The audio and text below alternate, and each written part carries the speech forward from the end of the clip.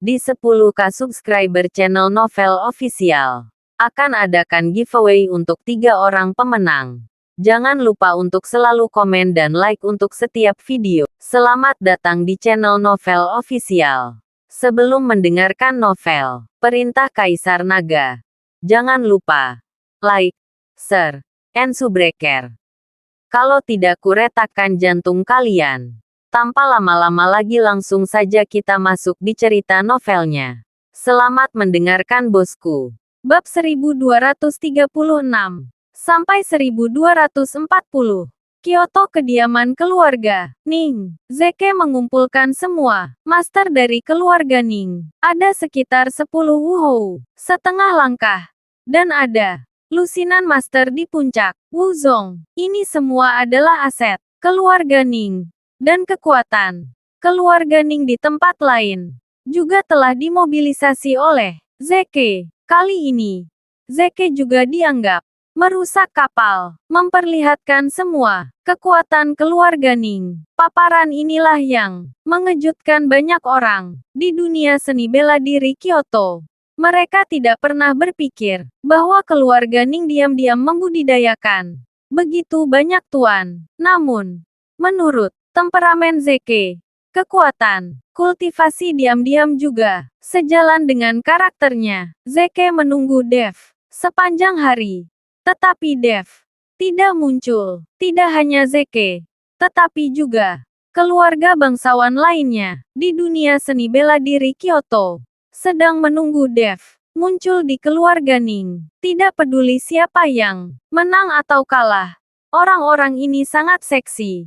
Tapi mereka semua kecewa. Dev tidak muncul di rumah Ning. Apakah ini Dev pengecut? Kenapa dia tidak pergi ke rumah Ning? Keluarga Ning tiba-tiba mengungkapkan kekuatan yang begitu kuat.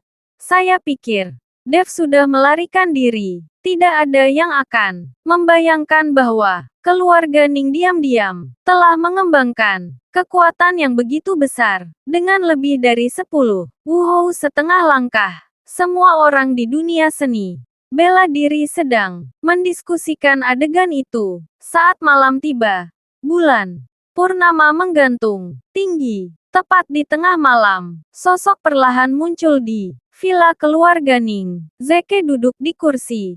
Matanya sedikit terpejam dan sedang beristirahat. Setelah menunggu Dev selama sehari, Dev tidak datang, dan Zeke sedikit lelah. Siapa itu? Diam-diam ke rumah keluarga Ning di malam hari. Pada saat ini, teriakan marah dari luar membangunkan Zeke secara langsung. Zeke tiba-tiba membuka matanya, dan tubuhnya bergegas keluar dengan cepat. Di bawah sinar bulan, Zeke melihat Dev sekilas, dan di tangan Dev ada beberapa kepala yang semuanya dibunuh Dev tadi malam. Semua orang itu terikat pada keluarga Ning. Dev, kamu akhirnya ke sini.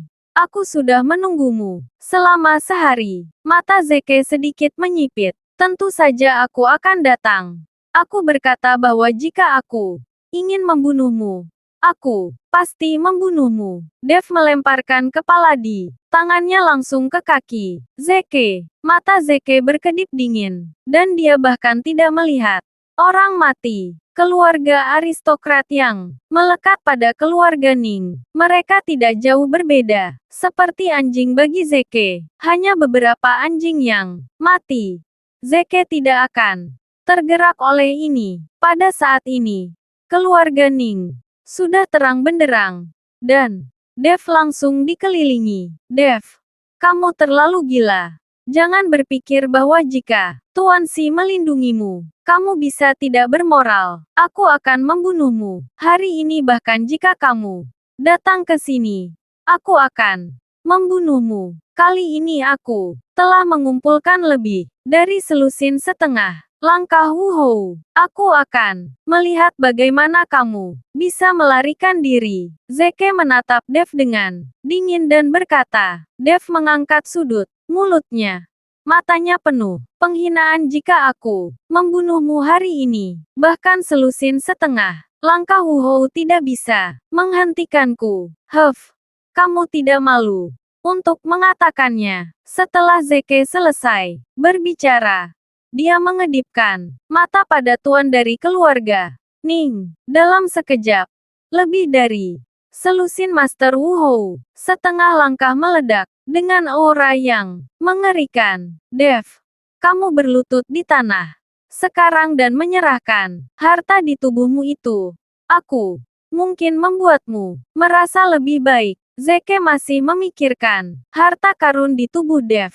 Aku mengatakannya, kamu tidak layak, dan kamu tidak akan pernah layak. Setelah selesai berbicara, tubuh Dev mulai memiliki jejak cahaya keemasan yang menembus seluruh tubuhnya. Aura menakutkan juga terpancar dari tubuh Dev. Merasakan nafas di tubuh Dev, Zeke sedikit mengernyit. Dia tidak pernah membayangkan bahwa Dev, yang terluka parah beberapa hari yang lalu, akan dapat pulih seperti sebelumnya. Dalam waktu sesingkat itu, ini terlalu sesat. Ayo, tangkap dia untukku. Zeke tidak memerintahkan Dev untuk dibunuh, tetapi untuk menangkap Dev, dia perlu mendapatkan semua harta karun di tubuh Dev sebelum membiarkan Dev mati, terutama kristal naga. Itulah yang selalu diimpikan Zeke, dan menurut Zeke, kristal naga seharusnya miliknya. 2,5 langkah, Wu Hou saling memandang, dan kemudian melompat. Energi di tangan mereka mendorong Dev menjauh. Ledakan. Kedua energi itu meraung, dan kekuatan Wu Hou setengah langkah luar biasa. Hanya 2 orang berani menyerang. Dev mendengus dingin. Tinjunya berkedip dengan cahaya keemasan, dan kekuatan naga terkondensasi di tinjunya. Tinju cahaya suci. Begitu Dev bergerak, itu adalah tinju cahaya suci. Di hadapan begitu banyak tuan, Dev sangat membenci. Tetapi itu tidak berarti bahwa Dev akan benar-benar ceroboh. Ledakan. Tinju Dev dan 2 balok emas ditembakkan. Dan angin tinju cahaya suci meledak. Bertabrakan dengan 2 tuan dari keluarga Ning. Hampir pada saat tabrakan, tubuh kedua tuan dari keluarga Ning langsung terhempas. Dan sosok Dev hanya bergoyang. Bagaimana ini mungkin? Wajah Zeke penuh dengan kengerian. Anda harus tahu bahwa ini adalah 2 Wu Hou setengah langkah. Tetapi Dev benar-benar mengusir mereka. Tampaknya kekuatan Dev lebih dari setengah langkah. Wu Hou, mungkinkah Dev sudah berada di ranah Wu Hou? Zeke tidak percaya.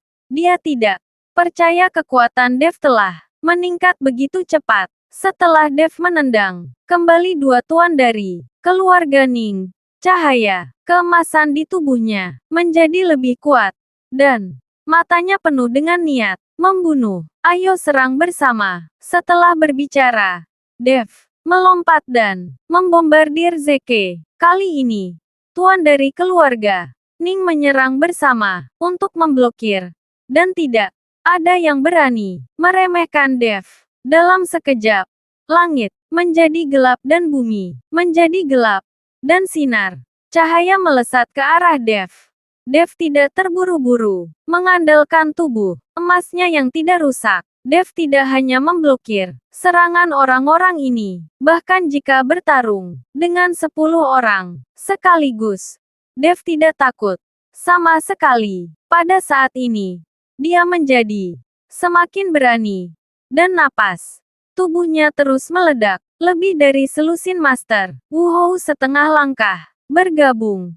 Tetapi untuk sementara waktu, Dev tidak dapat dikalahkan. Pada akhirnya, selusin Wu Hou setengah langkah semuanya mengorbankan senjata sihir mereka dan ingin menggunakannya untuk menangkap Dev.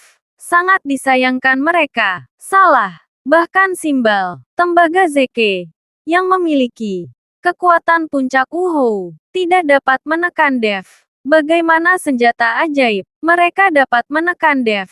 Begitu Dev mengulurkan tangannya, Dia memegang pedang pembunuh naga dengan erat di tangannya, dan pedang pembunuh naga terbakar dengan api yang menyala-nyala. Pedang pembunuh naga di tangan Dev terayun keluar. Seekor naga api meraung, dan alat ajaib dari Tuan keluarga Ning di bawah naga api langsung retak. Ayo, semuanya menyerang bersama-sama. Zeke meraung dan meminta semua orang untuk bersama. Lebih dari selusin Wuhuo, setengah langkah.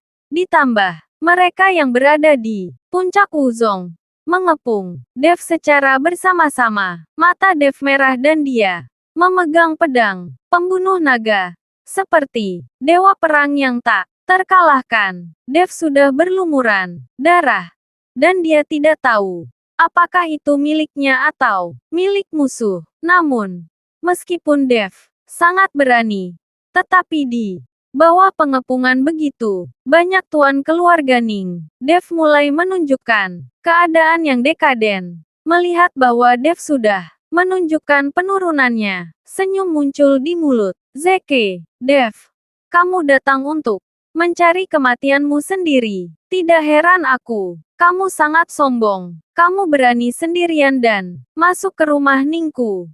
Zeke tampak bangga. Dev memandang Zeke, terengah-engah. Tetapi, dengan senyum tenang di wajahnya, siapa bilang aku datang sendiri? Dev berkata perlahan. Zeke tercengang, melihat sekeliling secara acak, dan menemukan bahwa tidak ada orang lain.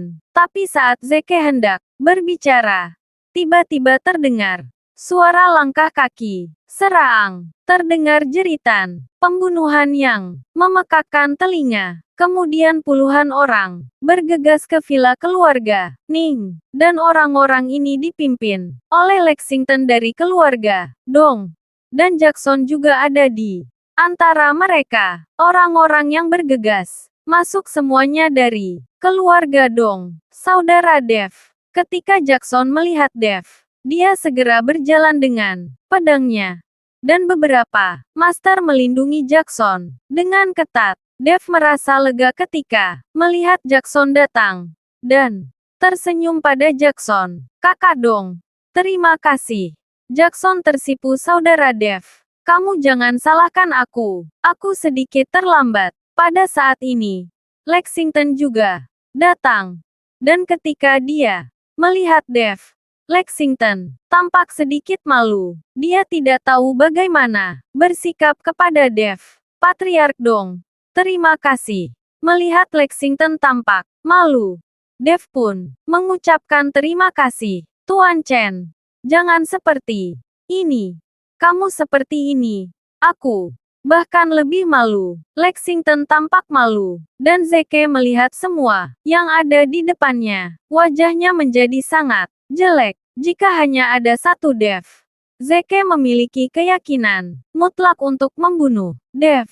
Tapi sekarang Lexington membawa orang-orang dari keluarga Dong. Selain itu, Lexington adalah Wuhou. Dengan tambahan Dev, orang-orang dari keluarga Ning belum tentu lawan. Zeke tidak pernah berpikir bahwa Dev akan membawa keluarga Dong. Ternyata Dev tidak sembarangan datang ke rumah Ning. Setelah mengetahui bahwa Zeke telah mengumpulkan banyak tuan, Dev pergi ke rumah keluarga Dong. Dia berharap keluarga Dong bisa maju untuk membantunya. Karena Dev tahu bahwa keluarga Dong dan keluarga Ning juga memiliki konflik. Apalagi setelah Jackson disiksa oleh Zeke, Lexington semakin membenci keluarga Ning. Jadi Dev mengambil keuntungan dari ini dan pergi ke keluarga Dong di siang hari.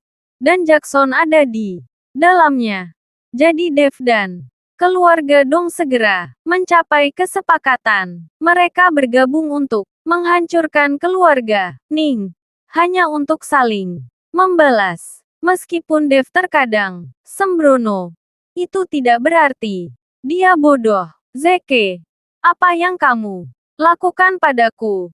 Hari ini aku akan membayarmu 100 kali lipat. Jackson menatap Zeke, matanya penuh dengan niat membunuh. Wajah Zeke muram, Dan dia menggertakkan giginya erat-erat, seolah memikirkan sesuatu. Zeke, kamu sialan. Lexington penuh amarah. Untuk waktu yang lama, sebagai kepala keluarga, dong. Dia ditipu oleh Zeke Junior. Dan dia kehilangan muka di depan banyak keluarga bangsawan. Ini adalah sesuatu yang tidak bisa ditoleransi oleh Lexington. Kali ini, keluarga Dong telah menjadi bahan tertawaan semua orang di dunia seni bela diri. Hari ini dia akan mendapatkan wajahnya kembali. Setelah teriakan marah, semua orang di keluarga Dong berteriak serempak dan membunuh orang-orang di keluarga Ning. Di sisi lain, Lexington sendiri bangkit dengan keras, membunuh setengah langkah Wu dari keluarga Ning segera setelah dia bergerak. Bagaimanapun, ada kesenjangan yang tidak dapat diatasi antara Wu dan Wu setengah langkah. Melihat ini, hati Zeke bergetar. Dengarkan aku, beri aku segalanya, segera. Beberapa ahli dari keluarga Ning mengepung Lexington, sementara yang lain mengikuti keluarga Dong untuk memulai huru-hara. Zeke berbalik dan berlari ke kejauhan. Dia tahu bahwa orang-orang dari keluarga Ning ini tidak akan bisa bertahan lama. Saudara Dev, Zeke itu akan melarikan diri. Ketika Jackson melihat bahwa Zeke hendak melarikan diri, dia buru-buru mengingatkan Dev. Dev memegang pedang pembunuh naga, lalu melompat dan tiba di depan Zeke. Kamu mau pergi? Dev menatap Zeke dengan dingin dan berkata, wajah Zeke sangat jelek. Kekuatannya saat ini sama sekali bukan lawan Dev. Dev, ayahku masih dalam pengasingan sekarang. Jika kamu membunuhku sekarang, ayahku pasti tidak akan membiarkanmu pergi. Setelah dia kembali, Zeke menggunakan ayahnya untuk mengancam Dev. Kamu seharusnya senang. Ayahmu mundur, atau aku akan membunuhnya bersama kamu. Mata Dev penuh dengan niat membunuh, dan dia tidak akan membiarkan Zeke pergi. Mereka yang mati di lembah orang jahat. Dev harus membalaskan dendam mereka. Zeke melihat tekad di wajah Dev, mengetahui apa yang dia katakan. Tidak mungkin bagi Dev untuk melepaskannya. Sebuah kekejaman melintas di mata Zeke, dan tiba-tiba ada belati hitam merah di tangannya. Dan kemudian dia menikam Dev. Dentang, suara renyah, diikuti oleh percikan api. Zeke menggunakan semua energinya yang menyebalkan, dan belati ini terbuat dari baja tungsten. Sangat keras dan tajam. Sayangnya, ketika belati menyentuh tubuh Dev, itu langsung patah menjadi dua bagian. Melihat belati yang patah, Zeke menjadi panik, dan Dev mengulurkan tangan dan menamparkan wajah Zeke. Plak, dengan suara nyaring, tubuh Zeke berputar beberapa kali di udara, dan akhirnya jatuh dengan keras ke tanah. Tamparan Dev begitu kuat, sehingga dia hampir melampiaskan semua amarahnya. Saya melihat setengah dari wajah Zeke berdarah dan berdarah, dan tulang tengkoraknya terbuka. Terlihat sangat menakutkan. Zeke menatap Dev dengan marah, menggertakkan giginya. Matanya penuh amarah dan niat membunuh. Meskipun dia tahu bahwa kekuatannya lebih rendah dari Dev, dia tidak akan pernah menundukkan kepalanya. Dev memegang pedang pembunuh naga dan membawanya ke Zeke. Zeke merasakan energi pedang yang menakutkan, dan tahu bahwa dia akan hancur hari ini. Jadi dia menutup matanya. Desir pedang Ki menyapu. Tetapi Zeke tidak mati. Tetapi rasa sakit yang parah di kakinya membuat Zeke meraung keras. Saya melihat kaki Zeke berdarah deras, dan paha belakangnya patah. Apakah kamu pikir aku akan membuatmu mati begitu bahagia. Dev memandang Zeke dengan dingin. Seluruh orang itu seperti iblis neraka. Dev, jika kamu memiliki kemampuan, kamu bisa membunuhku. Kalau tidak, aku tidak akan pernah membiarkanmu. Zeke meraung. Dia sekarang memohon kematian. Dia tidak ingin dibodohi oleh Dev seperti ini. Dev berjongkok perlahan, dan bahkan mengulurkan tangannya langsung ke luka di kaki Zeke. Dan kemudian, tiba-tiba mengerahkan kekuatan. Sebuah hamstring putih, dengan darah ditarik keluar oleh Dev. Apa? Zeke kesakitan. Dan, wajahnya pucat dan berkeringat deras. Pada saat ini, Zeke hampir pingsan karena kesakitan. Hanya saja Dev menekan Zeke. Dan energi spiritual menembus ke dalam tubuh Zeke. Membuatnya tidak bisa pingsan sama sekali. Dev memegang hamstring Zeke. Dan kemudian, menggunakannya untuk memukul tubuh Zeke dengan keras. Setiap kali, kulitnya terbuka. Dan dagingnya robek. Zeke berteriak dan menatap Dev dengan panik di matanya. Dia tidak pernah berpikir bahwa Dev akan begitu kejam. Dia hanyalah iblis. Dev, kamu bunuh saja aku. Tolong bunuh aku. Zeke menjerit dan mulai melunak. Dia sekarang hanya berharap Dev bisa secara langsung membunuh dirinya. Jika kamu ingin mati, itu tidak mudah. Ada lebih dari 100 orang mati di lembah orang jahat. Aku ingin membalas untuk mereka. 4 orang jahat. Bahkan, kamu biarkan digantung seperti anjing mati. Apakah kamu pernah berpikir tentang nasib kamu hari ini? Setelah Dev selesai berbicara, dia membantingnya lagi. Tuan muda tertua, melihat Zeke seperti ini, seorang master dari keluarga, Ning bergegas dengan tergesa-gesa, telapak tangan berguling, dan energi bersiul. Dev mendengus, dingin, dengan gelombang pedang, pembunuh naga di tangannya. Seberkas api, berkobar, memukul master keluarga Ning secara langsung. Api langsung menelan tuan dari keluarga Ning. Jeritan terdengar. Dan Zeke menyaksikan tanpa daya saat bawahannya dibakar menjadi abu. Dev menyiksa Zeke selama setengah jam.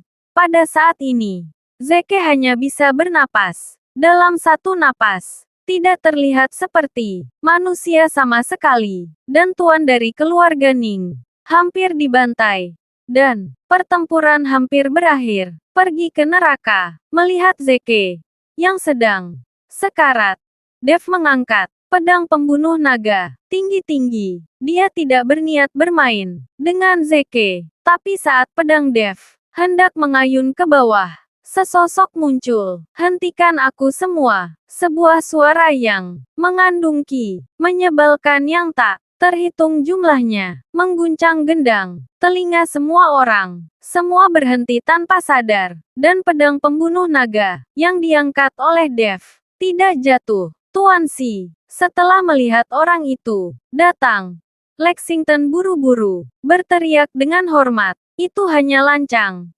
Apakah kamu menganggap kata-kataku sebagai telinga yang tuli?" Tuan Si menatap Dev dengan marah. Tuan Si memandang Dev seperti ini, dan hatinya mulai sedikit bergetar. Apalagi aura di tubuh Tuan Si membuat orang ketakutan. Aku harus membalas dendam. Dev menstabilkan pikirannya dan berkata dengan ringan, "Balas dendam." Tuan Si melambaikan telapak tangannya dengan ringan, dan tubuh Dev langsung terbang keluar. Tidak ada perlawanan sama sekali. Ingat, dunia seni bela diri memiliki aturan dunia seni bela diri, dan aturan dunia seni bela diri Kyoto dibuat oleh saya. Jika kamu ingin melanggar aturan dan tidak mendengarkanku, maka tunjukkan keahlianmu yang sebenarnya. Jika kamu tidak memiliki keterampilan nyata,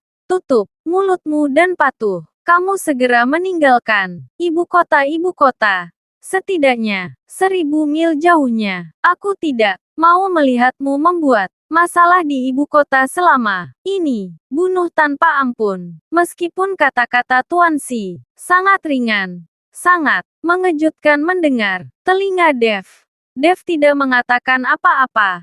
Melihat Zeke yang sekarat di depannya. Pedang pembunuh naga di tangan. Dev sedikit bergetar. Dia benar-benar ingin mengabaikannya dan membunuh Zeke dengan pedang itu. Tetapi dia tahu bahwa di depan Tuan Si, dia bahkan tidak memiliki kesempatan untuk bergerak. Tapi sekarang Zeke telah menjadi lumpuh. Bahkan jika dia hidup, itu akan menjadi penderitaan seumur hidup. Ini mungkin balas dendam yang lebih baik. Dev menyingkirkan pedang pembunuh naga. Melirik Jackson. Tidak berbicara.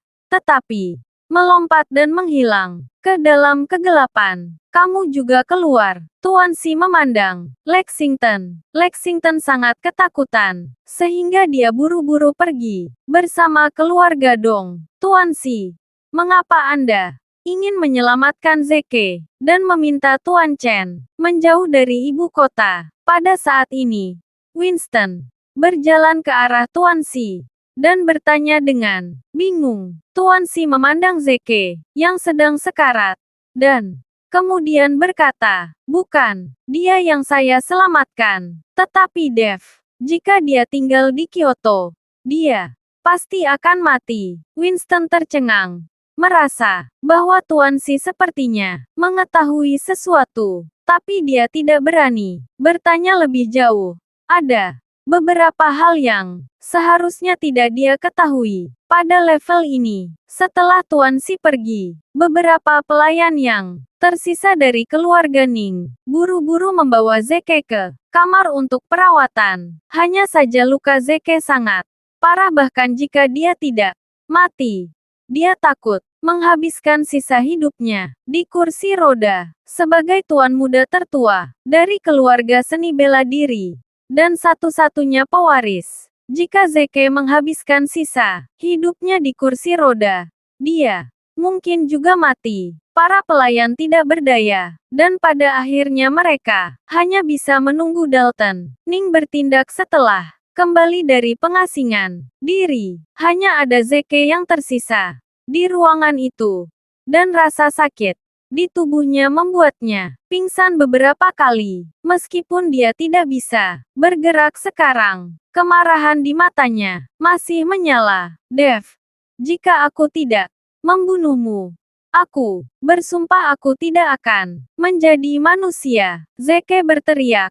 Tapi, sayangnya, tidak peduli seberapa keras dia mencoba, suara yang dia buat sangat lemah. Apakah kamu ingin membunuh Dev itu? Pada saat ini, suara tua dan jauh tiba-tiba terdengar di telinga Zeke. Siapa? Siapa itu? Zeke buru-buru menoleh dan melihat sosok perlahan muncul di ruangan itu. Dan sosok ini muncul dari udara tipis.